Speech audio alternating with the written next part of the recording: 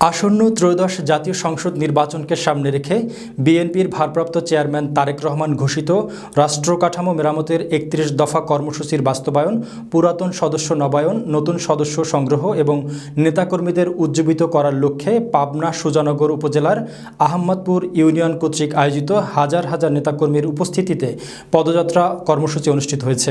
পাবনা জেলা প্রতিনিধি মোহাম্মদ হাসান মিয়ার তথ্যচিত্রে দেখুন বিস্তারিত। এতে প্রধান অতিথি হিসেবে উপস্থিত ছিলেন জিয়া পরিবারের আস্থাভাজন পাবনা ২ আসনের সাবেক সংসদ সদস্য অ্যাডভোকেট AKM সেলিম রেজা হাবিব। গতকাল শনিবার বিকেলে পদযাত্রাটি দারিয়াপুর স্কুল মাঠ থেকে শুরু হয়ে কাশীনাথপুর ফুলবাগানে এসে শেষ হয়। এর আগে জাতশাখিনী ইউনিয়ন ৩ নং ওয়ার্ড সিংহাসন গ্রাম থেকে সাংগঠনিক সম্পাদক বেড়া উপজেলার বিএনপির দুঃসময়ের কাণ্ডারি লুৎফর রহমানের নেতৃত্বে বিশাল এক সুসজ্জিত মিছিল নিয়ে উক্ত পদযাত্রায় একত্রিত হন। পদযাত্রায় বিএনপি ও সহযোগী সংগঠনের বিভিন্ন পর্যায়ের নেতৃবৃন্দ উপস্থিত ছিলেন। পদযাত্রা শেষে উপস্থিত নেতাকর্মীর উদ্দেশ্যে গুরুত্বপূর্ণ বক্তব্য রাখেন সাবেক সংসদ সদস্য AKM সেলিম রেজা হাবিব।